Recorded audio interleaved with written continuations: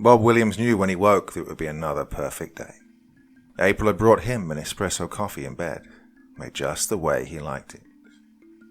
After his brain was moving at full speed, Maria and Anna, his two daughters, entered, their hair in perfect golden pigtails and dressed in their school uniform. "Love you, Daddy."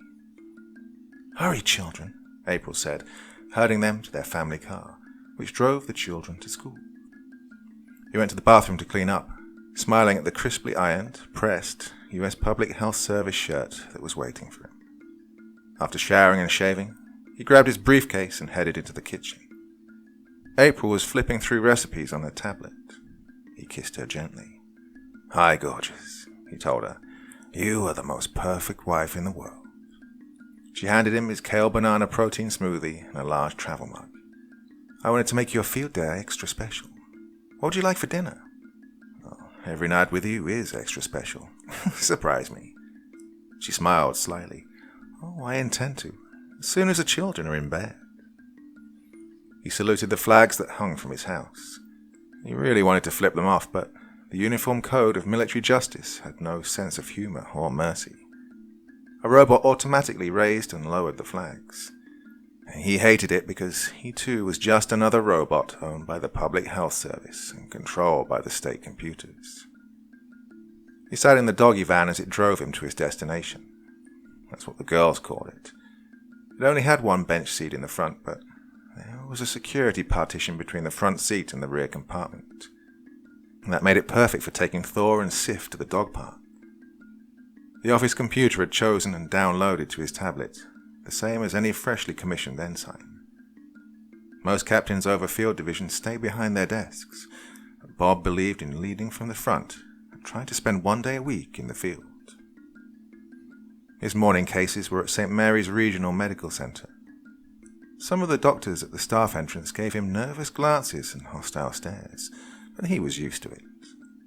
The hospital security staff waved him around the line. He smiled and thanked them. It made the doctors nervous when the metal detector sang. "Bob, how are you?" said Dr. Chan, the chief of psychiatry at St. Mary's. "Alan," Bob said, extending a firm handshake to his longtime friend. "Hey there, how are you? How are May May and the kiddos?" They stepped into the elevator. Bob punched the floor to oncology.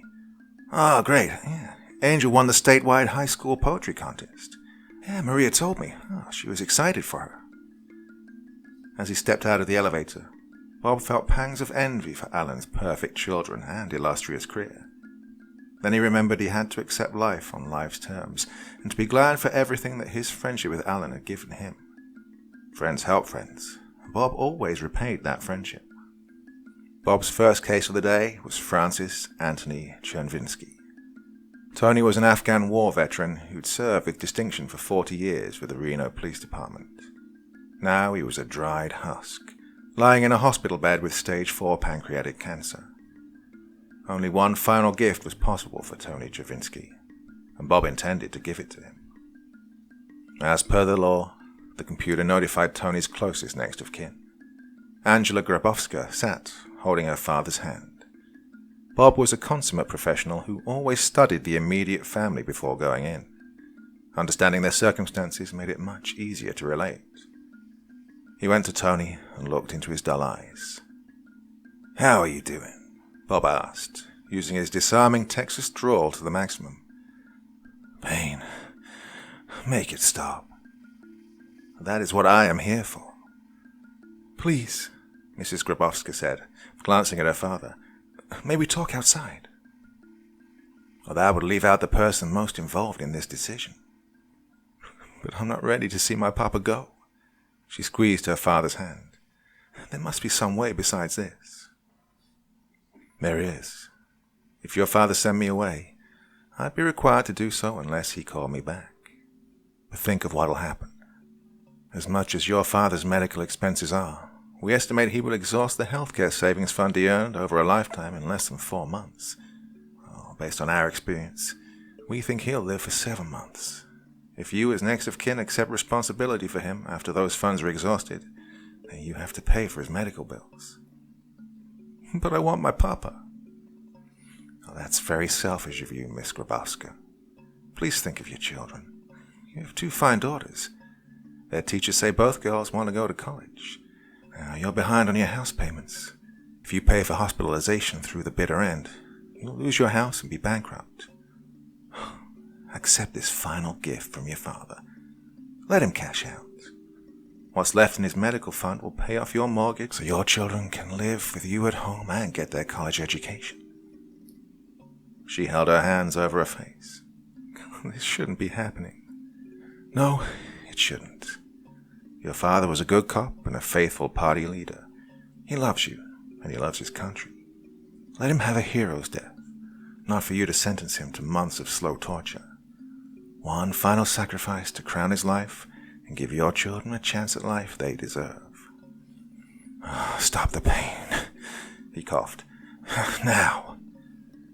She looked at her father and then at Bob with sad resignation. Mrs. Grabowska, is there anyone else here who would like to attend? Let me get the girls. When the 2 of them were alone, Bob double-checked his recorder. Everything had to be done legally and properly. Tony Chavinsky, do you want to cash out now? Yes, now. How do you want your cash to be distributed? Angela's house. Pay it off, give her the rest. He struggled to speak, then took a breath. My funeral. You will be given a full state funeral with 21-gun salute and bagpipes and internment in the field of heroes. My monument. Life-size. I guarantee it. The police one, carrying the little girl. My face and Angela's. Bob nodded. Of course. Perfect choice.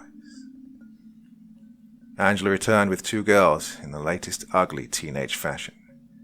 Both had tears in their eyes. We love you, Judge, they said as they hugged him. I love you, Tony said. Time to go. One girl turned to Bob. Will it hurt much? Bob unwrapped a package of 2 syringes. Not a bit, he said as he injected the first hypodermic into the IV line. Within moments, the pain left Anthony Chavinsky's face. He looked peaceful. My duty is to end suffering. Your grandfather is now in a deep coma. He pulled the syringe out and administered the next one. The monitors in the room rang. A nurse came in and switched them off, checked her patient, and noted the time. His morning was successful. With a sense of perverse pride, he released 4 people from their suffering and eliminated the risk of them being a financial burden to the state. As he ate April's avocado sprout sandwiches and filled out the paperwork, Bob pondered his next article in Public Health Reports. Voluntary conversations among low-income substance abusers. Publish or perish, they say. Well, he wanted to give April a rear admiral's mansion. Consuelo had been invaluable, but Bob didn't want his wife scrubbing toilets. It took less than half an hour to get to his next destination, Lois Allen Elementary School in Sparks, the worst school in town. The student's name was Miguel Garcia. Bob called to verify with the principal that Miguel was on campus. Principal Pacheco and Manuel's teacher had opened the service request. After reading the file, he wondered why they'd waited so long. The meeting was in the classroom of Miguel's teacher, Mrs. Torres. Her class had let out. All the students had left. Bob paced back and forth. He hated interventions. As Bob nervously circled the room, Miss Pacheco sat at Mrs. Torres's desk, idly playing with her bleached blonde hair as she flipped through messages on her phone. Mrs. Torres quietly sat in one of the small chairs, nursing a spectacular black eye. She looked fragile and depressed. Eventually, 2 school guards wrestled Miguel through the door. One guard's name tag read Martinez, and the other read Cooper. Most school guards were retired military, trying to get easy money, or newbies looking for experience so they could enroll in the police academy. Martinez was the former, while Cooper was the latter. Neither was up to the task. Miguel kicked and snapped at the guards as he growled and shrieked like a beast. The toothpick-thin woman with dank, patchy hair pounded on the guards' second-chance vests as she followed them. "What is this?" she said in Spanglish, advertising to the world her lack of education, as well as her decayed meth mouth. "The principal said I was to come. What are you doing to my Miguel?" "Sit down," Bob said firmly. His Spanish had the accent of a professor. "You can't do this," she babbled. "Let Miguel go." Bob nodded.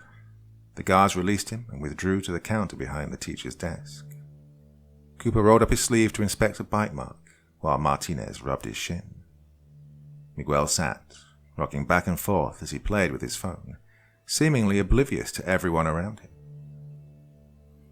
"Miss Garcia, the Public Health Service was called in because of your son's violence against school staff. This school year he has been suspended 3 times. In the latest incident, he broke Mrs. Torres's nose. We've turned a blind eye to his bad behavior and abysmal academic performance before, but he is a menace to society. He has been ordered to be transferred to a re-education center." "You can't take my baby," she screamed with horror, eyes darting around the room frantically. "Everyone knows what happens there. They go in, but they don't come out." Her eyes had the look of complete desperation. "He's just sensitive. You have to understand him and give him more time."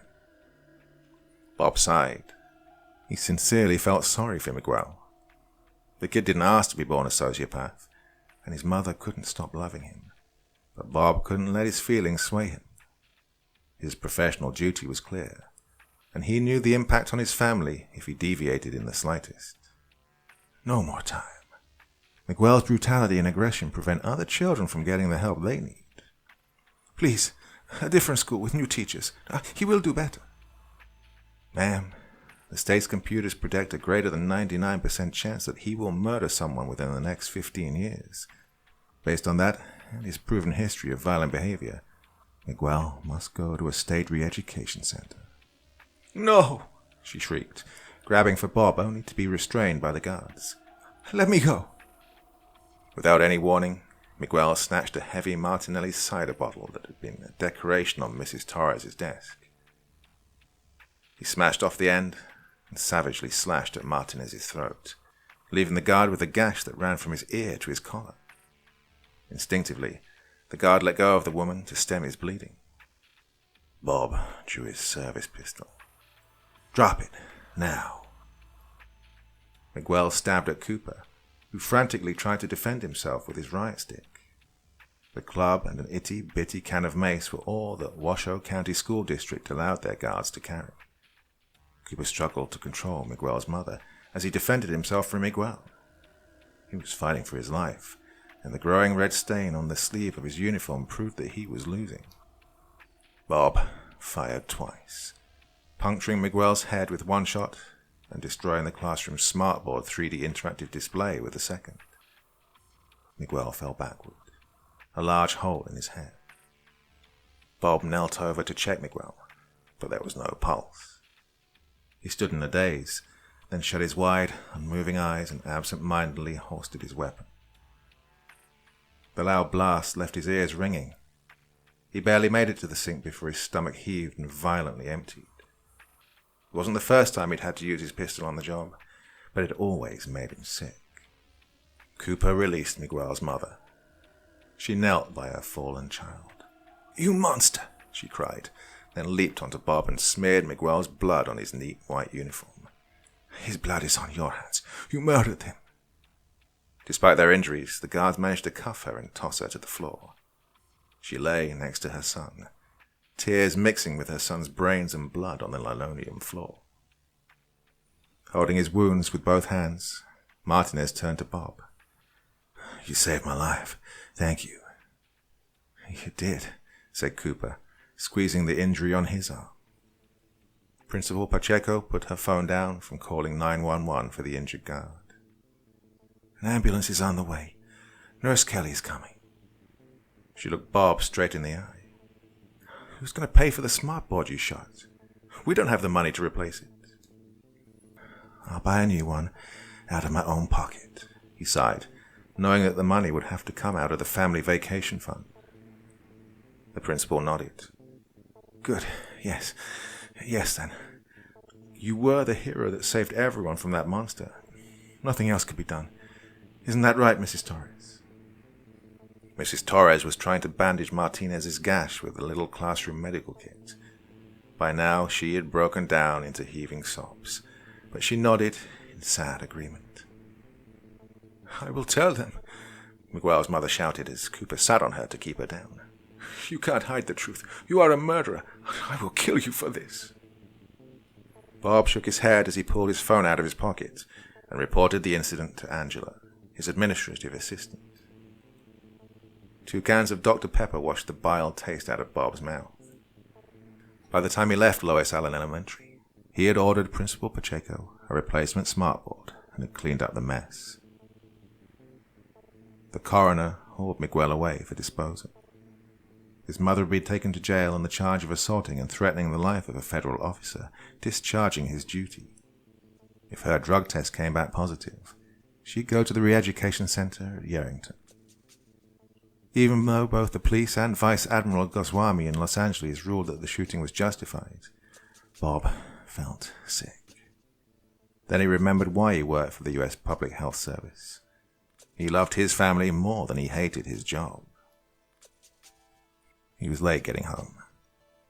Before he even got out of the van, Thor and Sif chirped their happy bark. Frantically dancing tails and the smell of lasagna greeted him.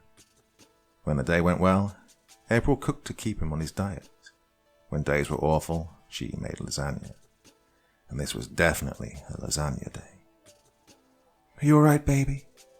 He nodded. It will be all right. Thor leaned against Bob and put his head in Bob's hand. Maria and Anna joined the group hug. Eric ran in, running circles and hands flapping. Daddy's home! Daddy's home! Bob looked down at his son's long, thin face. Except for those huge ears, he looked so much like his mother. I got some bad news, kids, Bob said. What? The girls asked. I don't think we can afford to go visit Grandma this year. Daddy broke something expensive at work and had to pay for it. He turned to April. How was Eric today? No seizures. I think the new medications are helping. Consuelo spent the day on his speech and in behavioral therapy. Bob smiled. As long as he stayed on the job, everything would be all right. He was so fortunate to be able to get Consuelo. She'd been an autism specialist before the new order eliminated that job. His position allowed him to expense her as his full-time servant. As much as Consuelo helped Eric, April didn't mind doing the housework. With friends like Dr. Chen around town, Eric got his medications under the radar. Even if Bob had to do wet work every day, he could sleep knowing Eric was safe and the girls wouldn't be sterilized. He hugged his family close. We are good people. We always sacrifice and try to help others. Sometimes things don't go our way, but they'll work out in the end.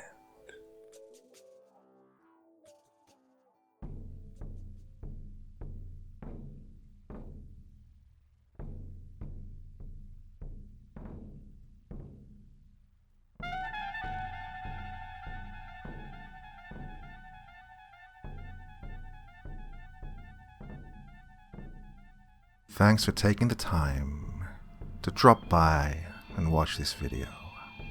You know what would make me a happy doctor? Hitting that like button, leaving a comment, and subscribing to my channel. Go on, I've got plenty more stories to tell you.